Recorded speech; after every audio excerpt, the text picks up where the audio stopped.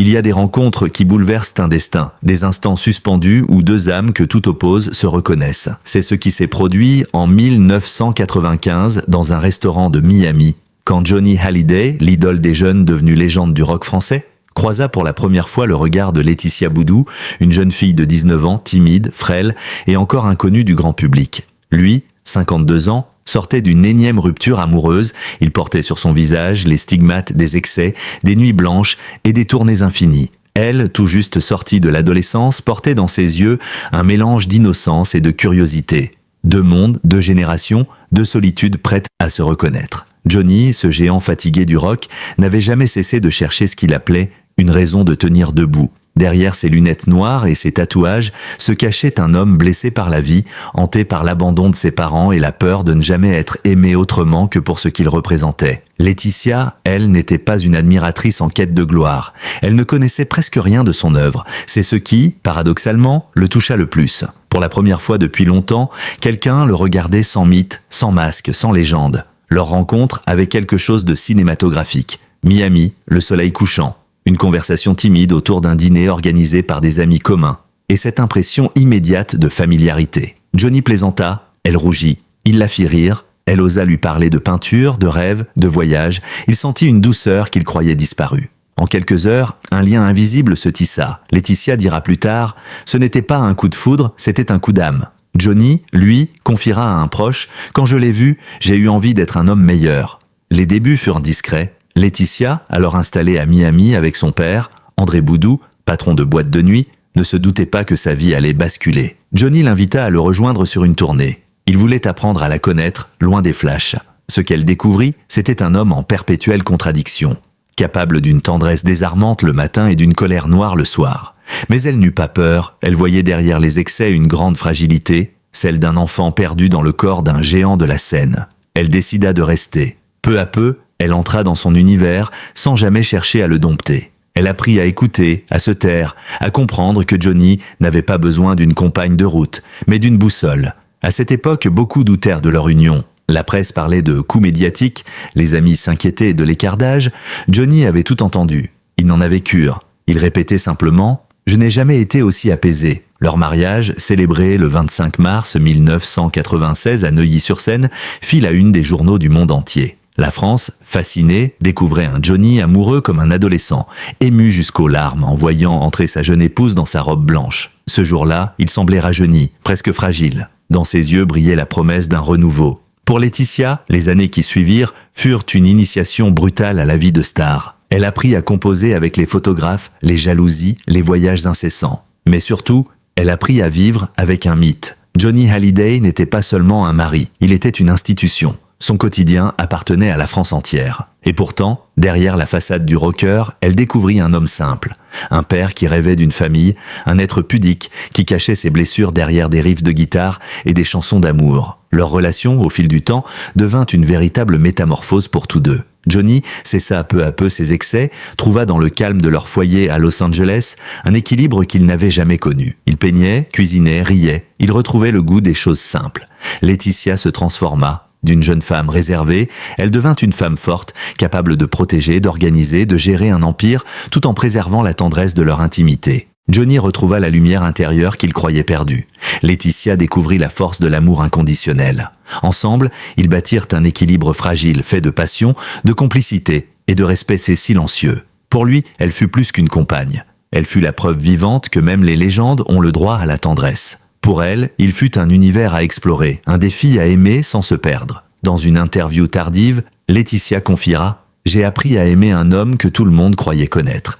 Mais personne ne savait à quel point il était doux, drôle et enfantin. Moi, je l'ai vu sans projecteur. C'est pour cela que je suis resté. » Et c'est ainsi, entre fragilité et démesure, que commença l'histoire d'un amour que même la mort n'a pas su éteindre. Lorsque les portes du mariage se sont refermées derrière eux, un autre combat commença, plus intime, plus silencieux. Johnny Hallyday, l'homme des stades et des lumières, n'était pas seulement un monument du rock français. Il était aussi un être blessé, hanté par un passé qu'il n'avait jamais vraiment affronté. Et c'est là que Laetitia devint bien plus qu'une épouse. Elle devint son ancre. L'amour, chez eux, n'a jamais été simple. Il fut un champ de bataille, une quête de paix au milieu du tumulte. Johnny portait en lui des blessures d'enfant abandonné. Sa mère, Huguette Clerc, l'avait confié très jeune à sa tante. Ce manque d'amour originel creusait un vide que ni la gloire ni la fortune n'avaient su combler. Laetitia venait d'une famille du Sud, où la chaleur et la bienveillance formaient un cocon. Elle sentit immédiatement cette fêlure chez lui. Elle n'essaya pas de la combler, mais de l'apprivoiser. Elle ne jugeait pas, elle écoutait simplement. Les premières années furent marquées par les rechutes. Johnny buvait encore, parfois sans mesure. Les tournées, les excès, les nuits de doute faisaient partie de son univers. Laetitia comprit vite que l'aimer signifiait aussi le protéger de lui-même. Elle l'accompagnait partout, dans les studios, sur les routes, dans les hôtels, jusque dans ses moments de solitude. Elle savait qu'il n'avait confiance qu'en très peu de gens. Avec patience, elle gagna sa foi. À chaque crise, elle répondait par le calme. À chaque tempête, par un mot doux, elle a su lui donner ce que personne d'autre ne pouvait, la stabilité, dira plus tard un ami proche. L'amour qu'il partageait n'était pas celui des contes de fées. C'était un amour âpre, construit dans la douleur et la patience. Johnny, habitué aux passions destructrices, découvrait pour la première fois une forme de tendresse durable. Avec Laetitia, il retrouva une maison, un refuge. Elle ne cherchait pas à le changer, mais à l'aider à se retrouver. À ses côtés, il entreprit plusieurs cures de désintoxication, décida d'arrêter certains excès, de se rapprocher de sa famille. Elle était là, toujours, même quand il se montrait injuste, distant ou colérique. Elle supportait le poids de la célébrité et des critiques sans jamais fléchir. À Los Angeles, ils s'installèrent dans une villa à Pacific Palisades, loin des projecteurs parisiens. Là-bas, Johnny redécouvrit une forme de liberté. Il peignait, faisait du sport, passait des journées entières à jouer de la guitare sous le soleil californien. Laetitia, passionnée d'art, décorait la maison avec goût, remplissant les murs de couleurs et de lumière. Ce foyer devint pour eux un sanctuaire. C'est là qu'ils adoptèrent Jade en 2004, puis Joy en 2008. Ces deux petites filles vinrent combler le vide immense que Johnny portait depuis l'enfance. Il devint père une nouvelle fois, avec une douceur inattendue. « Je ne referai pas les mêmes erreurs », confia-t-il. Laetitia, elle, veillait à ce que cette promesse tienne. Peu à peu, elle parvint à transformer ses blessures en force. Elle lui redonna confiance en lui, mais aussi en l'amour. Johnny commença à écrire différemment. Ses chansons, plus introspectives, laissaient entrevoir une part de fragilité que le public n'avait jamais vue. Dans Marie, dans Te manquer, dans Requiem, pour un fou revisité sur scène, on entendait la trace de cette nouvelle vie. Un homme apaisé, aimé, réconcilié avec son passé. Mais cette transformation avait un prix. Laetitia devait souvent s'effacer. Elle acceptait de vivre dans l'ombre du mythe, de le laisser briller seule. Derrière chaque sourire public, elle cachait la fatigue des nuits sans sommeil, les angoisses, les inquiétudes. Les proches du couple racontent une femme d'une patience presque surnaturelle. Elle l'a soutenue même quand tout s'effondrait, dira un membre de l'entourage. Elle gérait les finances, les tournées, les relations avec les médias, tout en restant attentive à l'homme qu'elle aimait, et Johnny, conscient du dévouement de sa femme, disait souvent « Sans elle, je serais mort depuis longtemps ». Ce fut aussi elle qui l'encouragea à renouer avec sa spiritualité. Ensemble, ils participèrent à des actions humanitaires, notamment au Vietnam, pays natal de leur fille. Ces voyages marquèrent un tournant. Johnny y découvrit la paix du don de soi, loin des foules et du vacarme. Il n'était plus le chanteur, il était simplement un homme, confiera Laetitia. Leur couple, souvent jugé, devint une forteresse. Ils avaient appris à s'aimer autrement, non plus par le feu de la passion, mais par la profondeur du lien. À la fin des années 2000, Johnny semblait renaître. Il remplissait les stades, riait à nouveau, préparait de nouveaux projets. Laetitia, discrète, observait de loin, consciente que cette renaissance n'était pas éternelle. Elle savait qu'un jour ou l'autre, la vie leur rappellerait sa cruauté. Mais pour l'heure, ils étaient heureux. Johnny écrivait, peignait, embrassait ses filles avant de dormir. Il répétait souvent à Laetitia « Grâce à toi, j'ai enfin trouvé la paix ». Elle souriait sans imaginer que bientôt, cette paix serait menacée par le plus implacable des adversaires, la maladie. Lorsque le diagnostic est tombé, un soir d'octobre 2016, le monde de Johnny et Laetitia s'est brusquement arrêté. Le médecin avait parlé d'une voix calme, presque mécanique, « cancer du poumon », 3 mots qui sonnaient comme une condamnation. Johnny n'avait rien répondu. Il avait simplement baissé la tête, allumé une cigarette, puis regardé Laetitia. Elle, le cœur brisé, s'était forcée à sourire. « On va se battre », murmura-t-elle. Et ce fut le début d'un long combat. Un combat que Laetitia allait mener presque seule, dans le silence des couloirs d'hôpital et l'ombre des projecteurs. Au début, Johnny refusa de croire à la gravité de son état. Il continuait à parler de projets, de tournées, de disques à enregistrer. Il voulait rester debout, fidèle à son image de rocker immortel. Pour lui, la maladie n'était qu'un obstacle de plus à franchir. Mais Laetitia, elle, savait. Elle voyait la fatigue dans ses gestes, la douleur dans ses yeux, les nuits où il ne dormait plus. Alors elle décida de devenir sa force, son énergie. Chaque matin, elle l'aidait à se lever, à s'habiller, à cacher les signes du déclin. Elle gérait les traitements, les rendez-vous médicaux, les médicaments. Et surtout, elle lui donnait le courage d'y croire encore. Johnny voulait chanter. Il voulait offrir un dernier cadeau à son public. Laetitia le soutint sans hésiter. Ensemble, ils lancèrent l'enregistrement de ce qui deviendrait plus tard son ultime album, Mon pays, c'est l'amour. Dans le studio, malgré la douleur, il retrouvait sa flamme. Sa voix, parfois brisée, portait encore la puissance d'un cri de vie. Laetitia, assise dans un coin, le regardait avec admiration. Elle savait qu'elle assistait à un moment d'histoire, mais aussi à un adieu. « Je voulais qu'il parte en lumière », confiera-t-elle plus tard. Il méritait que le monde se souvienne de lui debout, pas affaibli. Les mois suivants furent d'une intensité bouleversante. Johnny oscillait entre espoir et désespoir. Il refusait la pitié, détestait qu'on le regarde comme un malade. Sur scène, il retrouvait son rôle de géant invincible. À la maison, il redevenait un homme fatigué, fragile, dépendant de celle qu'il aimait plus que tout. À Marnès-la-Coquette, leur demeure se transforma en un cocon de douceur. Les filles, Jade et Joy, jouaient dans le jardin pendant que leur père écrivait encore quelques lignes de chansons. Laetitia veillait sur lui comme sur un enfant. Elle préparait ses repas, gérait les visites, éloignait les curieux. Chaque jour était une victoire. Les proches racontent une femme d'une force surhumaine.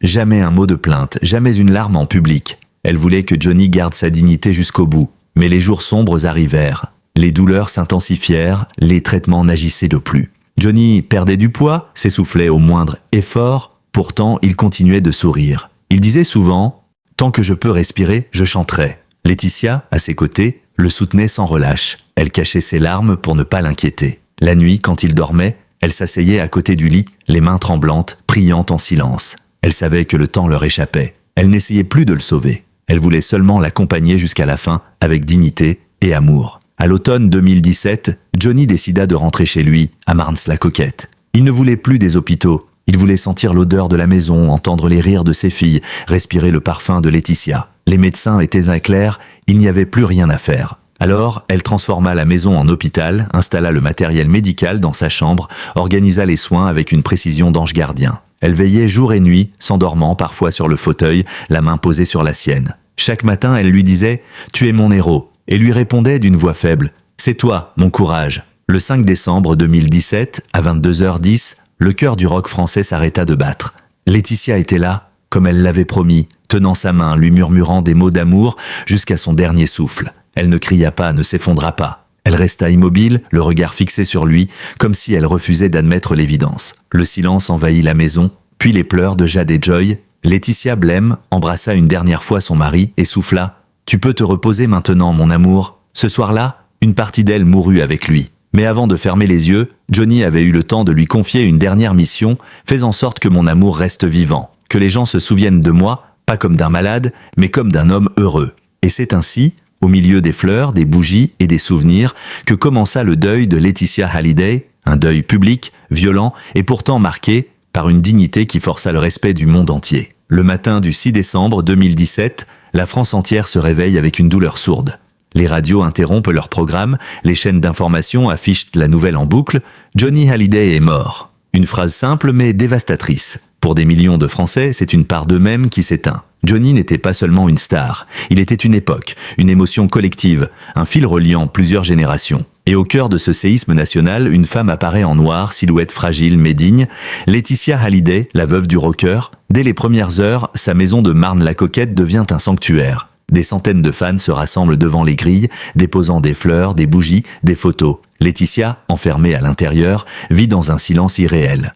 Les filles, Jade et Joy, ne comprennent pas encore. Les proches, eux, défilent. Lynn Renaud, Eddie Mitchell, Jean Renaud, tous viennent rendre hommage, pleurer un frère, un ami, un mythe. Mais derrière les embrassades et les larmes, une tension invisible s'installe déjà. Laura Smet et David Hallyday, les enfants aînés du chanteur, arrivent à leur tour. Les retrouvailles sont froides, distantes. Entre Laetitia et eux, le fossé s'est creusé au fil des années. Pendant que la France pleure, la famille se fracture. Le 9 décembre, l'hommage national à Johnny sur les Champs-Élysées est historique. Des centaines de milliers de fans venus de tout le pays assistent, en larmes, au passage du cercueil blanc. Le cortège descend lentement l'avenue sous la musique de « Je te promets ». Laetitia, voilée de noir, tient la main de ses filles. À côté d'elle, David et Laura, dignes et silencieux. L'image, retransmise dans le monde entier, semble symboliser l'unité dans la douleur. Mais derrière cette façade, le conflit couve déjà. Quelques semaines plus tard, le testament américain de Johnny est révélé. Selon ce document rédigé en Californie, Laetitia est la seule héritière de l'artiste. Laura et David n'y figurent pas. Le choc est immense. L'opinion publique se divise. Certains crient à l'injustice, d'autres défendent la volonté du chanteur. Laetitia, jusque-là symbole d'amour et de fidélité, devient la cible d'une haine inédite. On l'accuse d'avoir manipulé Johnny, de l'avoir isolé, d'avoir orchestré un empire financier. Elle, fidèle à elle-même, garde le silence. « J'ai perdu l'amour de ma vie, je ne perdrai pas ma dignité », confie-t-elle à un proche. Les mois qui suivent sont d'une violence rare. Les journaux dissèquent chaque détail, les talk-shows s'enflamment. L'affaire prend une tournure judiciaire. David et Laura attaquent en justice le testament. Pour la première fois depuis la mort de Johnny, la douleur intime devient spectacle public. Laetitia vit recluse à Los Angeles, entourée de ses filles. Les paparazzi la suivent, les critiques la harcèlent. Dans le silence de sa maison, elle relit les lettres de Johnny, regarde leurs photos, écoute sa voix enregistrée. Chaque mot, chaque chanson semble lui rappeler le sens de sa promesse. Protéger sa mémoire, coûte que coûte. Pourtant, malgré les attaques, Laetitia ne fléchit pas. Elle décide de reprendre le contrôle du récit. En 2018, elle organise plusieurs hommages, expositions, rééditions, documentaires. Elle supervise les projets posthumes, veille à ce que rien ne trahisse la vérité de l'homme qu'elle a aimé. Mais les blessures médiatiques se sont profondes. La France, qui l'avait adorée, la juge désormais. Les réseaux sociaux se déchaînent. Certains l'accusent d'être une veuve intéressée, d'autres la défendent comme une femme courageuse victime d'un acharnement injuste. Dans les rares interviews qu'elle accorde, elle parle peu d'argent, beaucoup d'amour. Johnny n'était pas parfait, mais il était vrai. Et j'ai vécu 22 ans d'un amour immense. C'est tout ce que je veux retenir. Le conflit familial durera plusieurs années avant de s'apaiser. Finalement, un accord discret sera trouvé entre Laetitia et les enfants aînés. Pas de triomphe, pas de victoire, juste une paix fragile dictée par la lassitude et le respect du souvenir. Mais pour Laetitia, le mal est de fait. Elle a perdu bien plus qu'un mari, elle a perdu l'innocence, la confiance du public et une part d'elle-même. À chaque anniversaire de la mort de Johnny, elle retourne sur sa tombe à Saint-Barthélemy, seule, parfois accompagnée de ses filles. Elle y reste longtemps, en silence, les yeux fixés sur la pierre blanche gravée. Johnny Hallyday. Mon pays, c'est l'amour. Les touristes prennent des photos, les fans chantent doucement ses chansons. Elle les écoute, le cœur serré. Dans le vent chaud de l'île, elle croit encore entendre sa voix. C'est là, sur cette terre lointaine, qu'elle retrouve un peu de paix. Mais une question persiste, obsédante dans le cœur des Français. Pourquoi est-elle restée jusqu'au bout ? Pourquoi cette femme, si jeune, si libre, a-t-elle choisi de se sacrifier pour un homme aussi tourmenté ? Les années ont passé, mais pour Laetitia Hallyday, le temps s'est arrêté le soir du 5 décembre 2017. Depuis, chaque journée ressemble à un écho du passé. Chaque silence porte encore la voix de Johnny. Pourtant, elle a dû apprendre à vivre, non pas sans lui, mais avec son absence. Le deuil, chez elle, n'a jamais pris la forme du désespoir. Il est devenu une force tranquille, un dialogue permanent entre la mémoire et la vie. Il est partout, dit-elle souvent. Dans les chansons qu'il a laissées, dans le sourire de leur fille, dans la lumière du matin sur la maison de Los Angeles. Car si la mort a emporté l'homme, elle n'a pas brisé le lien. Ce lien, Laetitia le cultive comme un trésor sacré. Après le tumulte médiatique et les années d'affrontements judiciaires, Laetitia a choisi de reprendre sa vie en main, lentement, discrètement. Elle s'est consacrée à ses filles, à leurs études, à leur équilibre. Elle a vendu la maison de Marne-la-Coquette, trop pleine de souvenirs, mais a conservé celle de Los Angeles qu'elle décrit comme un refuge de paix. Elle continue d'organiser des hommages, des documentaires, des concerts mémoriels, convaincue que faire vivre l'œuvre de Johnny, c'est encore le faire exister. Les fans la croisent parfois, toujours vêtue simplement, le regard doux, mais empreint de mélancolie. Dans leurs yeux, elle lit encore l'amour que la France porte à celui qu'elle a perdu. Il m'a appris que la vie ne s'arrête pas à la mort, qu'aimer, c'est continuer à faire battre un cœur, même quand le sien s'est arrêté. Et pourtant, derrière cette force apparente, la solitude persiste. Dans plusieurs entretiens, elle avoue, certains soirs, j'ai encore l'impression qu'il va entrer par la porte. Le manque est partout, dans la musique, dans les rires des filles, dans le silence des dimanches. Mais au lieu de se laisser consumer par la nostalgie, elle a choisi de transformer ce manque en moteur. Laetitia s'est engagée dans des causes humanitaires, notamment pour les enfants défavorisés au Vietnam, un pays qui symbolise à la fois l'adoption de Jade et Joy et la continuité de l'amour. Elle y trouve une nouvelle mission, un sens à sa douleur. Johnny m'a appris à donner sans attendre. Aujourd'hui, je transmets ce qu'il m'a laissé, la générosité. Au fil du temps, Laetitia a également réappris à s'ouvrir. Elle a connu d'autres histoires, d'autres visages, mais aucun n'a pu effacer celui de Johnny. Ses relations, médiatisées puis critiquées, ont toujours été abordées avec pudeur. On peut aimer à nouveau, mais jamais comme avant, confie-t-elle. Elle ne cherche plus à remplacer ni à oublier. Johnny reste dans son cœur le grand amour, l'inaccessible. Certains diront qu'elle vit dans le passé, d'autres comprendront qu'elle a simplement choisi la fidélité du souvenir plutôt que l'oubli confortable. Cette fidélité, parfois incomprise, est devenue son identité. Elle n'est pas la veuve d'une légende, elle est la gardienne d'une âme. À chaque anniversaire de leur rencontre, elle allume une bougie, écoute Requiem pour un fou et regarde les vieilles vidéos de scène. Johnny, en plein concert, la désignait souvent depuis la scène. Celle-là, c'est pour ma femme la seule qui ait su me supporter. Ces mots résonnent encore. Ils sont devenus son héritage intime, son serment silencieux. Les filles, aujourd'hui adolescentes, perpétuent-elles aussi cette mémoire. Jade compose de la musique, Joy parle souvent de son père avec fierté. Laetitia les observe, le cœur serré mais heureux. Elle sait que, d'une certaine manière, Johnny continue de vivre à travers elle. Avec le recul, beaucoup se demandent pourquoi elle est restée jusqu'au bout. Pourquoi elle a accepté de traverser la douleur, les crises, les excès, la maladie, la mort, sans jamais fuir. La réponse, Laetitia la donne parfois simplement parce que je ne pouvais pas l'abandonner. Il m'avait choisi pour marcher à ses côtés jusqu'au dernier souffle et je lui ai promis de ne jamais le lâcher. Et c'est bien là peut-être la plus belle définition de l'amour véritable,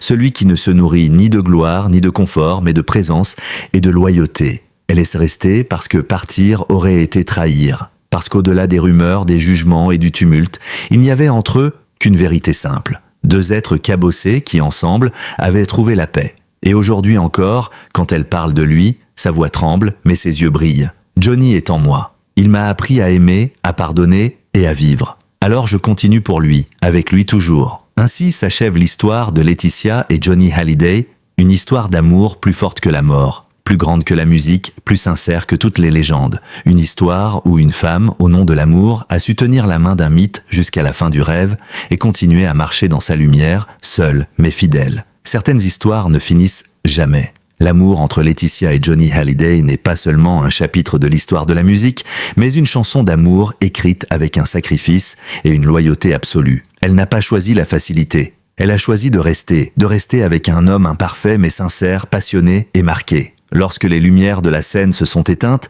il ne restait plus qu'eux, main dans la main, dans le silence de la salle. Et à cet instant final, il n'y avait plus de stars ni de fans, mais seulement deux cœurs qui s'aimaient de tout leur cœur. Si cette histoire vous a touché, aimez, partagez la vidéo et abonnez-vous à la chaîne pour continuer notre voyage à la découverte d'amour, de vie et d'âme qui ont touché le cœur du monde. Parce que l'amour, une fois qu'il existe vraiment, ne mourra jamais.